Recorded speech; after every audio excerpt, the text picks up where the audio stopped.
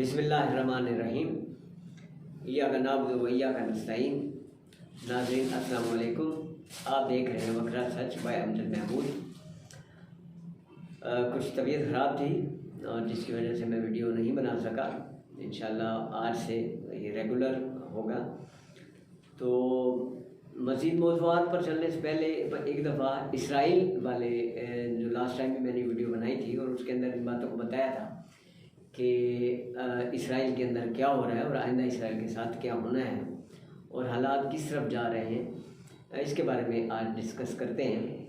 जिस तरह इसराइल के हमले के बाद फ़लस्तीन में और गज़ा में यानी हमास ने जिस तरीके से डिफेंड किया और उसके साथ पूरी दुनिया में इसराइल के ख़िलाफ़ एहतजाज हुआ और ये एक बड़ा हैरान कुन तजुर्बा था। इवन के इस जंग के ख़िलाफ़ यहूदी भी मैदान में थे, ईसाई भी मैदान में थे, मुसलमान भी मैदान में थे। तो ये बहुत बड़ी बात है। माशाल्लाह से लोगों ने बड़ा एहतजाज किया और फिर जब ये दावा किया गया और ये कवैत से ये दावा हुआ था, कवैती एक सियासतदान थे जिन्होंने ये दावा किया और बाद में ये खबर भी सच साबित हुई कि जो है वो पाकिस्तान और तुर्की के जो फ़िज़ाइया थी, एयरफोर्स जो थी वो इराक़ के अड्डे इस्तेमाल कर सकती है और इसराइल पर किसी भी वक्त हमला कर सकती है, जिस पर हंगामी तौर पर जो बाइडन ने और नेतन्याहू ने मीटिंग करके इस जंगबंदी के लिए मादा हुए। लेकिन क्योंकि बेसिकली इसराइल यहूदी हैं, इन लोगों ने बात तो आना नहीं है।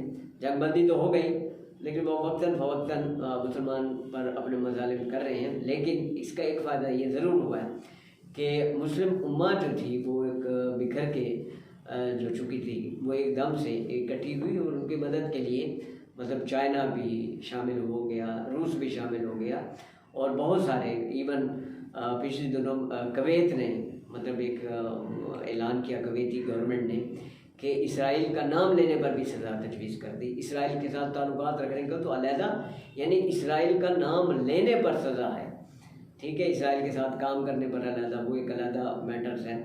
तो ये बड़ी बात है और इसमें अब मेरी दरख्वास्त होगी अरब ममालिक से भी कि वो भी अपनी पॉलिसी को रिव्यू करें और इसराइल के साथ ताल्लुकात पर नज़रसानी करें, इनको ख़त्म कर देना चाहिए। तो बात ये हो रही थी कि मैंने पहले भी कहा था कि 95% यहूदी ऐसा है जो नहीं चाहता कि इसराइल बने, क्योंकि उन्होंने पढ़ा हुआ है कि उनके रब्बी का कहना है कि जहाँ तुम लोग इकट्ठे एक दफ़ा कर दिए जाओगे तो तुम मारे जाओगे, और जिसकी वजह से वो लोग कहते हैं कि हम एक जगह पर इकट्ठे नहीं होंगे।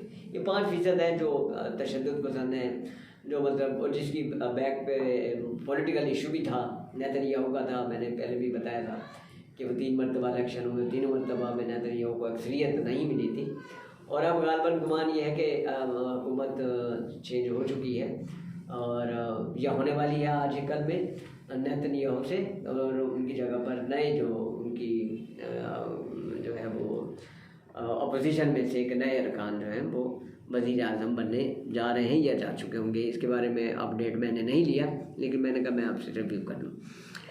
अब जो अगली पॉलिसी जो है जो इसराइल ने, क्योंकि ये बहुत बड़ी शिकस्त है कि ये उसके साथ क्या हुआ, तो मैं आपको इस बारे में थोड़ा सा रिव्यू कर दूं कि इसराइल क्योंकि बात नहीं आता, उसने एक नए तरीके से हमलावर कोशिश की है। वो कोशिश प्रॉक्सीज़ के ज़रिए है, ठीक है। उसमें इंडिया और अमेरिका के साथ मिलकर मुख्तलिफ़ मुल्क जो मुसलमान मुल्क इसमें शामिल हुए कि उनको उनके मामलात में उलझाया जाए। जैसे चाइना को ताइवान में उलझाया जाए, रशिया को मतलब आर्मीनिया और अज़रबैजान को फंसा दिया जाए और तुर्की को भी उस जंग में उलझा दिया और पाकिस्तान को अफ़गानिस्तान और इंडिया के साथ उलझा दिया जाए। तो ये उसकी पॉलिसी है और इसके तहत उसके क्योंकि अब जो मीडिया पॉकेट्स हैं पूरी दुनिया में मौजूद है, पाकिस्तान में मौजूद है और लोगों को अब समझ आ रही है कि कौन से मीडिया पॉकेट्स हैं। जस्ट लाइक जैसे ये हामिद मीर हैं और अदर्स और भी बहुत सारे लोग हैं। अभी ये बड़े बेनकाब हो गए, आपके सामने बड़े बड़े नाम आएंगे। अभी तो हामिद मीर का नाम आया है ना, जिसका इसराइल के साथ रब्ता है और ये भारत में बैठ कर अब प्लान कर रहा है और जियो ने उसको निकाल दिया। तो अब आगे देखिएगा कि कितने साफ़ी बेनकाब होते हैं। और मैं तो 80% कहता हूँ कि ये वो लोग हैं जो यहूदियों की जो है वो डीप पॉकेट्स हैं, ठीक है। ये उनके एजेंडे पर काम करते हैं, इनका इस्लाम के साथ कोई लेन देन नहीं है। ये सिर्फ अपने ज़ाती मकासद और पैसे के लिए काम करते हैं और उसको प्रमोट करने की कोशिश करते हैं। और उसके साथ हमारे सियासतदान भी मुलविस थे, साबका हुकूमतों में आप चले जाते तो सारे इसी पर काम हो रहे थे। अगर आपको मैं थोड़ी सी हिस्ट्री बताऊं कि जब 2008 में मुशर्रफ साहब NRO के लिए इनके साथ वर्किंग हो रही थी दुबई के अंदर, तो देखें कि उस NRO की तैयारी में जहाँ पीपल्स पार्टी शरीक थी, जब 2007 में या 2006 में NRO हुआ था गालबन, तो 2007 में बेनज़ीर साहबा तशरीफ़ लाई थी। तो जब ये NRO हो रहा था तो उस वक्त पाकिस्तान मुस्लिम लीग नून, पाकिस्तान पीपल्स पार्टी और भारतीय मीडिया, भारतीय लोग, इजरायली लोग और अमेरिका, वो उस वक्त दुबई में बैठकर ये प्लान कर रहे थे कि किसी किस्म की गवर्नमेंट को पाकिस्तान में लाना है और किस किस को लाना है और बारी बारी लाना है और किस तरीके से पाकिस्तान की मईशत को तबाह करना है, मकरूज़ करना है और इस कदर बदहाल कर देना है कि ये 2020 तक, जो इसराइल का एक प्लान था कि 2020 पर हम अपने जो झूठे दज्जाल को भी सामने ले आएंगे और हम अपना बैतुल मुक़द्दस पर कब्ज़ा करके उसको शहीद करके हम अपना हैकल सुलेमानी भी तामीर करेंगे। ये प्लान इनका 1979 से बना हुआ है और जिसके तहत ये मुख्तलिफ ममालिक का काम कर रहे हैं और कई सारी अरब मुल्कों के इन्होंने तख्ते उल्टे भी हैं, जिसमें सद्दाम गद्दाफ़ी साहब थे लीबिया के, मिस्र में सदर मुर्सी हैं, तो इस तरह कुवैत से और UAE से उन्होंने मान लिया, नहीं तो इनका भी हशर नशर होना था। तो मतलब और जिस तरह अमरीकी और दूसरे इंडियन लॉबी जो है इसकी हेल्प कर रहे थे, तो हमारे सियासतदान बैठे भी उनके साथ मुआहदा कर रहे थे। तो इसलिए मैं ये कहता हूँ कि ये वो सियासतदान नहीं हैं जिनको आप लोग सियासतदान समझते हो, ये तमाम के तमाम डीप पॉकेट्स हैं, ठीक है। और ये इन इसराइली एजेंट्स पर काम कर रहे थे, जो उनका एजेंडा था, जो अमेरिका और इसराइल का एजेंडा, उसके तहत बारी बारी ये हुकूमतें बनाई गई, नवाज शरीफ जरदारी और नवाज शरीफ और जरदारी, ये चलना था। और पॉलिसी यही थी कि इतना मकरूज़ कर देना है कि पाकिस्तान को अपने एटमी असासों से महरूम किया जाए। लेकिन अल्लाह हक है, अल्लाह की अपनी प्लानिंग्स होती है, अल्लाह ने अपनी प्लान किया। और देखें दुनिया में जब इन्होंने कश्मीर के साथ इंडिया में बड़ा जुल्म हुआ, फ़लस्तीन में जब जुल्म तो अल्लाह ताला ने उनको एक छोटे से वायरस के साथ पूरी दुनिया को मफलूज करके रख दिया। तो ये अल्लाह का अज़ाब है और दुनिया ये समझ रही थी कि जी हम बहुत कुछ कर सकते हैं और ये होगा और वो होगा, ऐसा कुछ भी ना हो सका। इनका प्लान कहीं दरमियान में अड़ गया क्योंकि पाकिस्तान में इमरान खान आ गए, दरमियान में कहीं इमरान खान आ गए और फिर वो जो प्लान था, वो जो बारी बारी चल रहे थे, जी अब तेरी बारी और अब मेरी बारी, अब तू लूट अब मैं लूट, ना तू पूछेगा ना मैं पूछूंगा, तू चोरी करेगा मैं शोर मचाऊंगा, मैं चोरी करूँगा तू शोर मचाएगा, अपनी मर्ज़ी का चेयरमैन होगा, अपनी मर्ज़ी के इदारे करप्ट किए, जजेस करप्ट किए, जो इन चोरी को पकड़ने वाले लोग थे उनको करप्ट किया। पूरा एक निज़ाम इन्होंने 30-35 साल में बनाया और इसमें माफियाज खड़े कर दिए। तो इससे आप अंदाज़ा, और फिर मीडिया के अंदर भी 80% मीडिया आपको इसराइल को प्रमोट, अमेरिकी लॉबी को प्रमोट करता हुआ या आपको इंडियन लॉबी को प्रमोट करता हुआ नजर आएगा।